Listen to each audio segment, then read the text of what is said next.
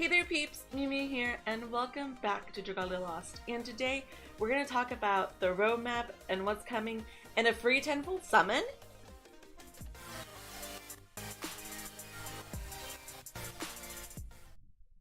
So I'm going to say that I just made a video last night about assumptions of what the event was coming and also what's up ahead for Dragalia Lost and just kind of the thoughts of the status of the game, and that video will come out later today. Also, low-key, I am running a giveaway that ends on Friday. There is a video that I released about a package that I received from Gund, which is a brand that makes Danbear. If you haven't seen that video, I suggest you do. Everyone that likes and comments on that video will be entered for the giveaway of a $15 Google Play or iOS gift card. So make sure to like and comment on that video. I'll leave the link in the description. I'll also make a card show up. Do that, and on Friday I will release a video just picking the winner. So anyways, let's go. So on this update, so last night / this morning there was a version update for the game and they released new notices, and in these two notices, let's just call them out: update notification addendum and what's up ahead for Dragalia Lost Part 1. So this is just part 1 of what they're going to be sharing with us, and this is awesome. So just on the update notification, they did an upgrade to 1.1.5, and that was already available, and apparently the automatic update will be scheduled for 9 p.m. at November 14th, which 9 p.m. so there's still time, but there was an addendum added to these, and I actually talked about some of these on my video that's coming out later, and I just want to call out that they did do an addendum in this. Let's see, the display speed of notices that will be increased. The rates displayed in the item shop summons appearance rates have been changed to display up to the 1,000th decimal place, and the summoning rates themselves have been unchanged. And there's some upward swiping gestures on iOS devices. The Fafnir enemy appearing in the recurring event quest Avenue of Power no longer guards. That's awesome, because I usually run that quest on auto, and sometimes what kills me when I'm like trying to level up a smaller group is that they're guarding so they can get attacked, and in the time that it takes to kill them off because the guard, it like kills them.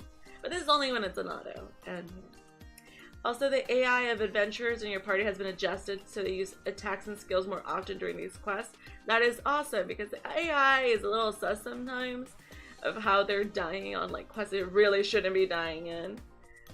And let's see, the features and changes below will be added to the game on the 15th at midnight. So they just do all these updates, and it's crazy to me how fast they do their patch updates, because they released the patch update today. There's maintenance tonight. They're on it. Also, the number of skip tickets you can get from the daily login bonus has increased from 1 to 3.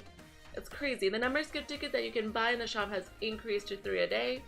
Adjustments were made in the power of Hawk's skill, Savage Hawk in stunned enemies. So this is really cool, because I know like a lot of people love and hate Hawk. I don't personally have him, but it's cool that they're doing boosts to him. And adjustments were made to Nefer's skill Knight of Antiquity. I also don't have her, considering its power and power against enemies afflicted with blindness. There's also some issues fixed. Some of these are very important just because they're, the bread issue has been fixed. There's also other little things that he fixed. But, this is not what I want to focus on. I want to focus on what's up ahead for Dragalia Lost. And I just want to check one thing in case they talked about it here.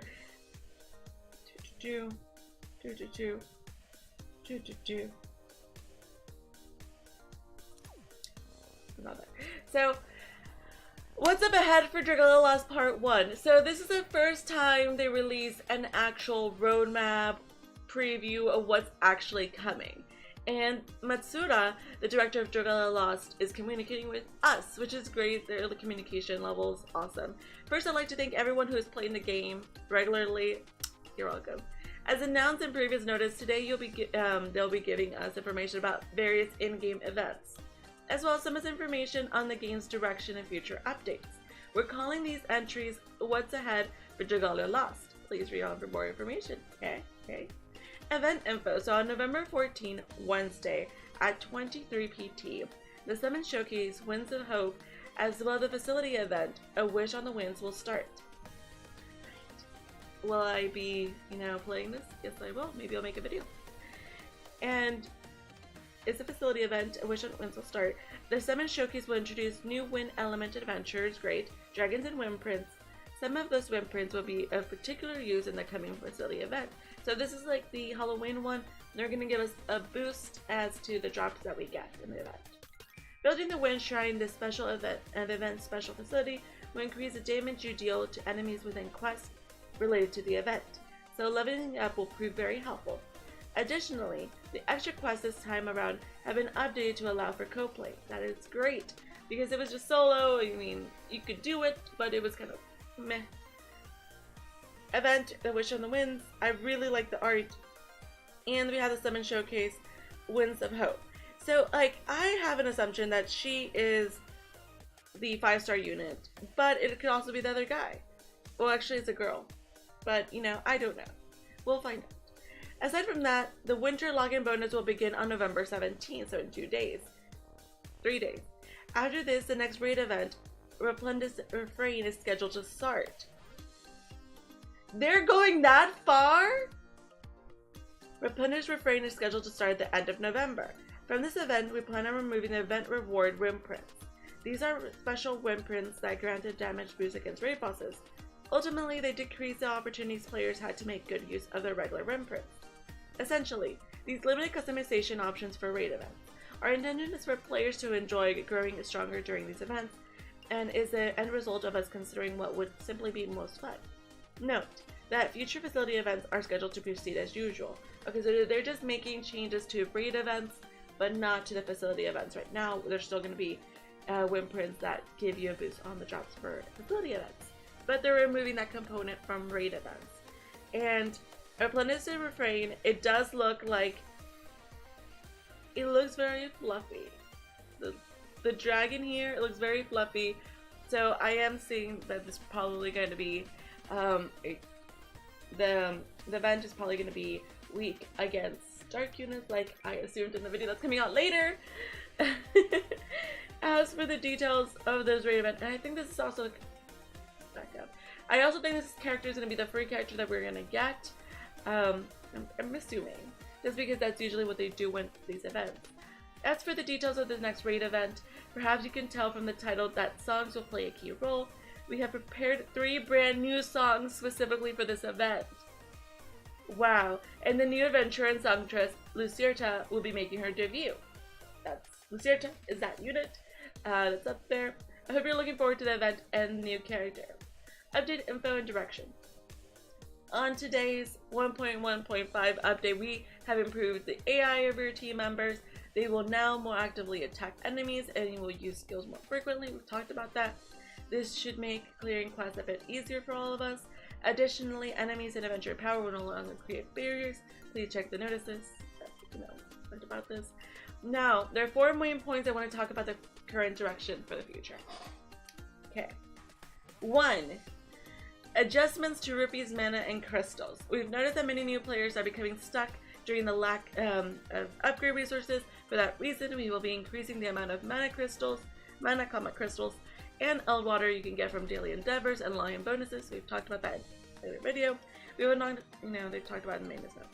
We've also seen that that those playing the game. We've also seen those playing the game.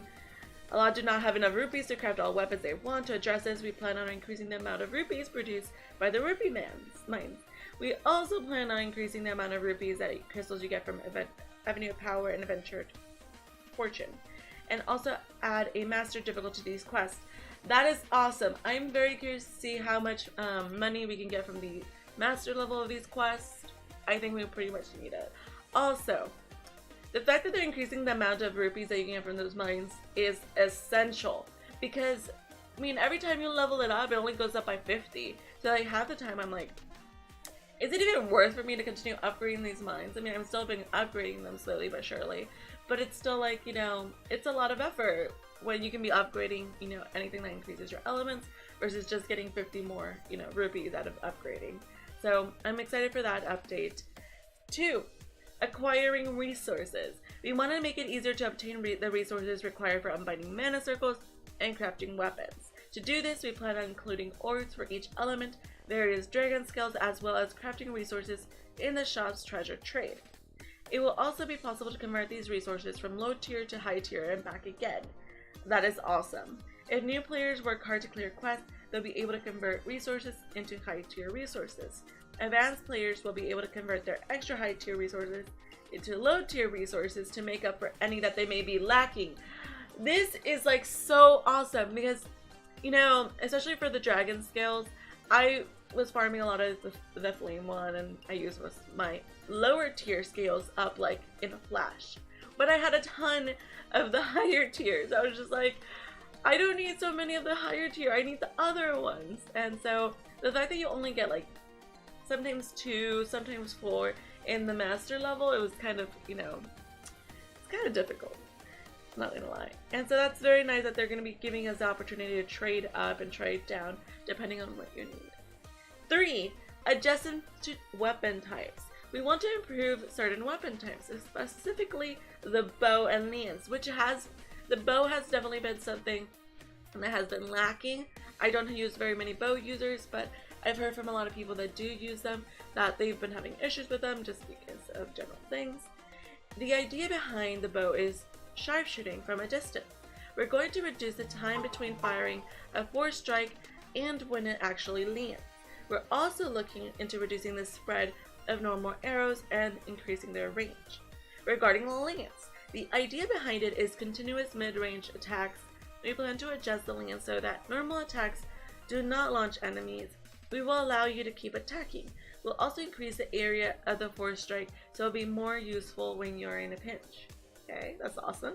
These adjustments will not result in any visual changes, but they are directly connected to the gameplay experience. We hope these adjustments make using bows and lances more fun for everyone. I am sure everybody's going to enjoy that. Please note that things may not turn out exactly as described. Hence, once the updates are all said and done, but whatever form the updates take, we're always trying to improve the experience. And that is like the key thing that I want to highlight. They're trying. And that says a lot. They're, you know, actually trying to make updates to the game and improvements. That can't always be said for some games. So, number 4, adding new quest. When comparing Dragon Trials Masters in the Imperial Onslaught with Advanced Dragon Trials, there's a distinct gap in difficulty. We feel that there is not enough content to bridge that gap, so we're planning on adding new content to fill it. Nice! We hope to make assembling tubes fun by, for example, increasing the weapons that you can craft. We can't say much more about this at the moment, however. Increasing the weapons you can craft? Interesting. I wonder how they're gonna do that. Are they gonna decrease the materials you need? Make them cheaper? I don't know. We also plan on delivering Chapter 7 of the main story to the end of the year. Farah's the second heir appears in this chapter and some light is shed upon a certain character's backstory. I hope you're all looking forward to it. I know I am. I was just talking about it on my stream last night that I wanted to know more about the story and wanted the next chapter. Aside from this, it looks like more and more people are clearing High Midgard's trial, which means next up will be another High Dragon trial. We're planning to kick it off mid-December, so be sure to keep an eye out for that. So we were also just talking about this on stream, and my assumption was in December that we'd see High Mim. So I'm very excited for that. Gotta start working on your water teams. You know that they have to be at 13,000 might, your team in total, for you to be able to do this. So get on that.